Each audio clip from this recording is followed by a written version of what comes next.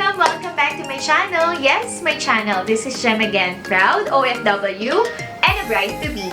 So guys, for today's video, medyo special to ulit because babalik na naman tayo sa ating wedding planning. So, it's part kasi gagawa tayo ng 7 na styles for an infinity dress. So, guidelines din to for my bridesmaid. Kasi gusto ko, ako na rin yung mismo magbibigay sa kanila kung ano yung dapat na design nila per girl.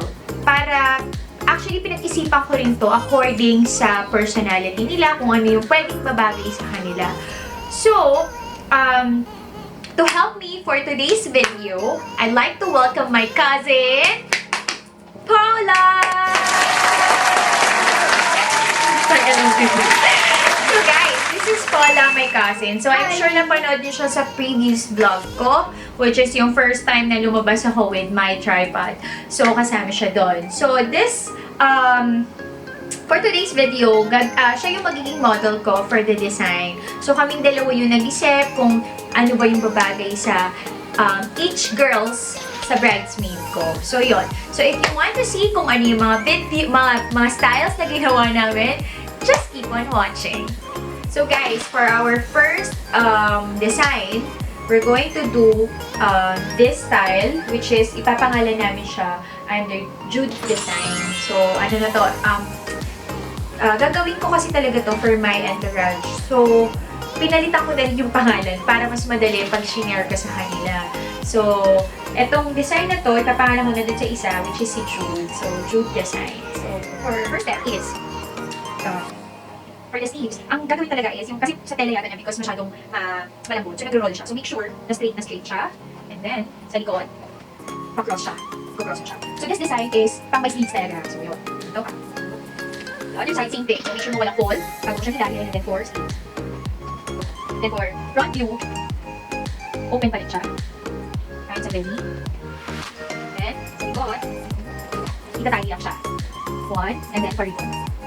So, kung ganito yung style, medyo maluwag, pwede mo siyang iipit bago nyo siya i-ribbon. There you go. For our first design, we call it Jude design. Then, with the sleeves, then we do some belt. So guys, for our second design is we call it Yasss design. For this design, medyo may may itatali ka dito sa front na design niya bago mo siya totally i-wrap sa katawan. So tali mo lang siya ng ganyan. There. Then pasok mo siya. Make sure mo. So, for my entourage pala, I'm planning na to have yung tube talaga. Kasi di ba may mga nabibiling infinity dresses na merong tube na nakasama. So, sa akin kasi ayoko, kasi I'm trying my best na magpakita talaga sila lahat ng skin tone, more skin tone. And kinausap ko na rin naman sila, medyo pumayag naman sila, and inassure ko na safe to, and we're going to prepare yung mga double-sided tape na pang skin and pang cloth. Tapos mga pins din, safety pins, para syempre, to support them dito, lalo to sa mga design na ipe-prepare ko. And also, another tip, kailangan pag bumili kayo ng infinity dress, make sure na sobrang haba nung excess na tela nila. Kasi ito yung talagang magsusupport dun sa design, not only the design, but also dun sa kapit nito sa katawan nila. Because I think this, my sample is not enough. So, dapat i-double check nyo, lalong-lalo na kung bibili naman kayo personally at hindi kayo bibili online. So, for this design, move on now, is after mo siyang i-tile in front, so meron na siyang parang automatic design, hindi mo siya makita, tapos dito, pwede mo magaling ng, tapos right now, si Pinan ko, si Paula is wearing, syempre, a tube top na skin tone color. Syempre, kailangan natin dito so just a sample. So, if ever na wala na, like, for example, nakapating na nickel tape girl na magsusuot, ay, okay, it depends naman to the girl. So, dito, pwede kayo magaling ng safety pins, para hindi mag-open, or it's up to you kung talagang tape lang yung gusto mo yung nakakita. So, pwede dito. So, after mo siyang itali, make sure na enough na yung sikip niya in front. So, punta tayo sa likod, cross, you need to make it cross, and then, sa harapan, palagaan nyo siya both sides, just ganito. Pwede hindi siyang i-roll, it's up to you kung ano yung gusto nyo pinaka-design niya. But this one is, ano na, depende na sa magsusuot or depende na rin sa mag-guides. Then after, make sure mo na lahat to is masikip na. You can ask the girl or yung model mo kung ano na ba. And then, make it ribbon again. there. This is our second design. We call it Yasss design. There. And then back view.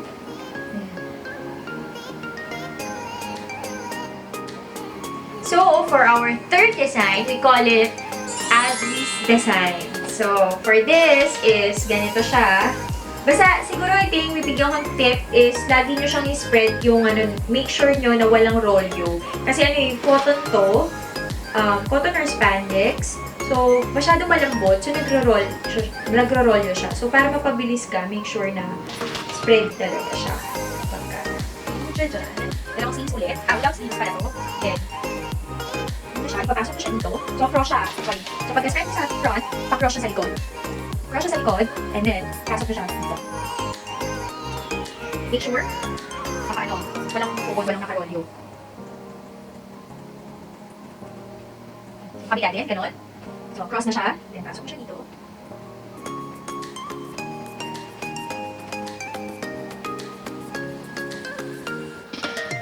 Kaya nyo siyang nilang. For me, hindi masyadong super na kailangan ng sleeves. I think 10 inches is enough na for this design.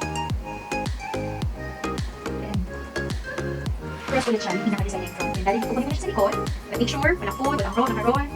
Parang pag-V ang design niya kapag natapos niya na yung or heart shape na may sleeve. So, it's another design na hindi siya most common. So, nakikita ko sa mga nag-infinity. Actually, this is the first time na ginawa ko ito. Kasi na-type ko na rin ng mga infinity dress. And nag-research ko kung ano ba yung design. This one is another new to me design. So, kung makikita nyo, nag-finish for this design.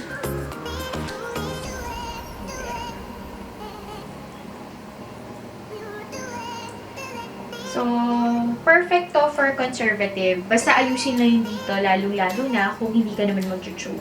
Kasi sobrang close yan. Mula dito sa harapan, aayusin mo lang dito. Sorry. So, ganyan siya. And then, may sleeve siya, pero hindi cover. And then, sa likod, is pa-cross. So, kahit dito sa gilid, walang side boob. Kasi covered pa rin siya. So, yun. This design is for Abby's design. So, on our fourth design, we call it the Yasss design. So, for this Yasss design, one side sleeve siya, kumbaga. So, how to do it is, on this side, lagyan natin pa ng ka-tube. Okay? Tube is always, don't forget, spread it. So, make sure mo walang nakalawin tela, etc. Parang gagawa ng tube. After this, hawak sa kanya. And then for this side naman, ito na yung gagawin ko na one side sleeve. So, make sure ulit na walang fold. Yan. And then, for the back part is, spread pa din siya. Okay, kung mapapansin nyo dito, dahil na kung hindi ka ma-tube, is open. So, what you're going to do is make sure walang fold. And this part, gagamitin mo siya to cover. Okay? Kasi ito, medyo pagka, dito, medyo less steam siya.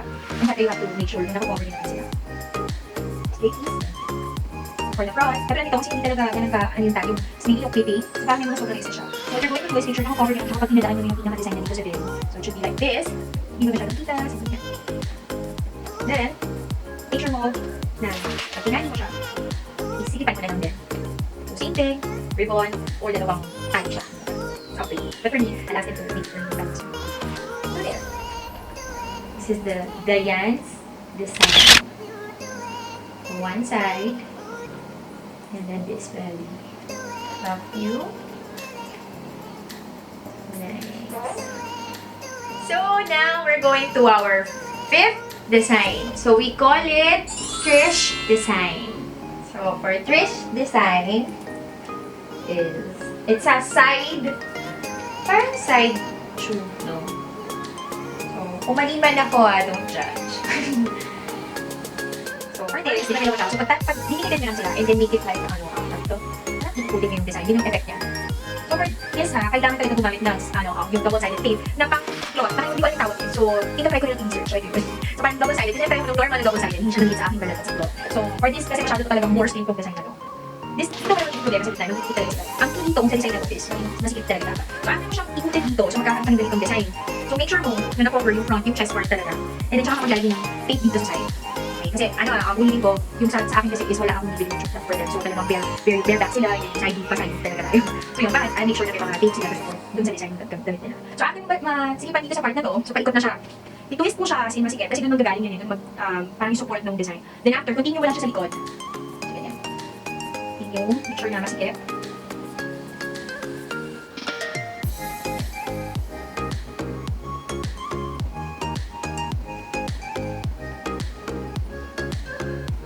So pag nakagawa ka na hanggang dito sa hips na niya, make sure mo lang talaga masikip siya. So babalik mo ulit siya sa gitna. So ganito yung likod niya, matris siya. Ganyan, kaya isang side lang. So talagang bare back, yung kung sino man ang susunod ng design na to.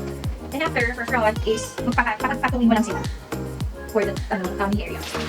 And then, saka mo na siya itatali. So make sure na masikip, mahigpit. So kung makakabili kayo ng mas mahaba, much better. Kasi kung ibabalik mo siya dito, and then maiikot mo pa siya ng isa pang beses. So yung illusion ng design is mas makapal dito. Mas masusupport niya yung tela na nandito. Pero for this, not bad pa rin naman. Kasi sisikipan mo, maglalagay ka ng tape, then safe na. Actually, depende pa rin talaga kung papayag yung girl. Kasi may mga conservative, and meron din naman na okay sa kanila yung marami. Kumbaga, showing more of their skin. So, for this, sobrang okay siya. Ganda-ganda ng design naman. So then, this is our Trish design. And for our sixth design, we call it Janine's design. So, for Janine's design, ganito na siya. So, from this side, i-cross mo siya dito sa kabila. Then, make sure straight talaga siya, covered yung chest part, and then gawin sa kabila.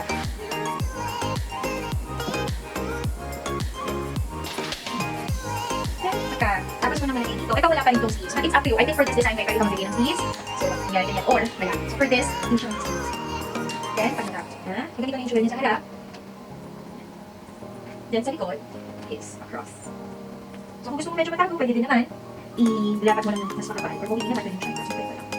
Then, for the belly side, for belly design is, papapaluhin ka lang.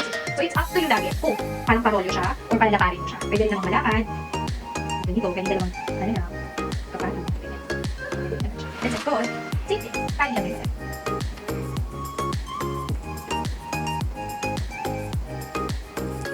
This is our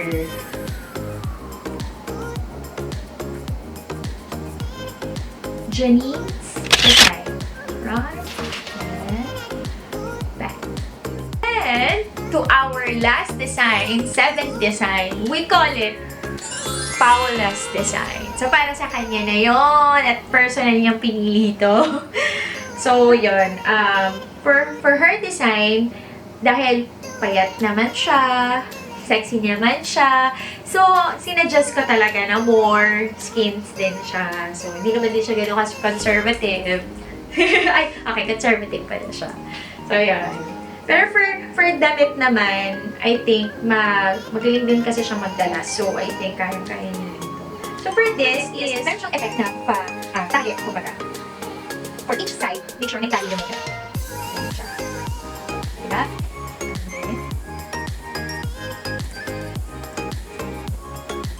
So, make sure na, syempre level. Yung part is, over them. So, tip lang, for this design, gagamitin mo talaga siya ng double-sided tape. So, I think in the middle, lalo na kung yung gagamitin ng pants or yung default tape is medyo, iba-iba naman yung rest, diba? So, make sure na mag-tape kayo for this design kasi talaga siya. So, check nyo na, level yung ribbon or yung tali dito. Then, sa back part, actually, pero naman iisip ang design dito. Pwede mo rin siyang ikutin para maiba. Kasi hindi lang naman pan-cross lang siya for something. Pwede mo rin siyang ikutin ng ganito, tsaka mo siya itali. Okay? But for her, we're going to do like this. Pasok namin siya dito. Kasi gusto ko nga talaga nilagay kasi sana more sleeves siya. Pagkapasok na ganyan, so ito yung magiging sleeves niya. So ganito lang siya. So bare back talaga itong ganito. So for front is ganun pa rin, magkapatong lang siya. But make sure, medyo hindi naman siya yung sobrang ano. Kaya babalik ako yung sinabi ko earlier. Mas maganda talaga yung tela for the infinity, yung pang-design is mas mahaba. Kasi kung mas mahaba siya, pag naikot mo na siyang ganyan, pwede mo pa dapat siyang mabalik. So parang for yung lines na nandito sa harapan. So parang mas maganda yung illusions niya, yung cover din. Plus, mas niskip. Kung masisikipan mo rin naman siya, pero ikaw kasi yung makapalil dito sa front. So ganyan. So pagka-ikot mo siya, so pwede mo na siyang itali dito. So siguro kunyari, katulad ito is medyo maluwag sa kanya. Kasi ang infinity naman is may sizes for naman siya. So pwede mo siyang sikipan gamit na ng pang-detalye. Sikipan, and then ribbon again. So yan yung design sa kanya. This is PAULA'S design. So guys, yun na yung 7 na design na prepare namin para dun sa entourage ko at para na rin naman sa inyo. So disclaimer lang, so kung mapapansin nyo, pinalitan ko talaga yung mga pangalan ng bawat designs. Pinalitan ko siya kasi nga gagamitin ko siya as a sample na rin dun sa entourage ko. Ibibigay ko sa kanila to para na rin makapag-practice sila and in preparation na rin para sa araw ng kasal ko. Para alam na nilang itali-tali. Though, I'm sure Paula can help them naman. Yun lang. Syempre gusto ko kasi ma-prepare nilang lahat para hindi na rin naman sila mahirapan. And also, iba na rin yung naibigay mo kung ano yung dapat na design sa kanila. So yan, Pao. Thank you for helping me today to my video and guesting to my video. So, mahirap mag-model. I know, na-expose yung mga skins mo. But, super thank you, girl. So, yun. And kung may suggestions pa kayo na ibang design, you can just put your comment down below. And also, hintayin nyo na lang din yung mga iba ko pang video regarding sa Singapore life namin or sa wedding prep. So, please don't forget to like, comment, and subscribe. Until our next video, bye-bye!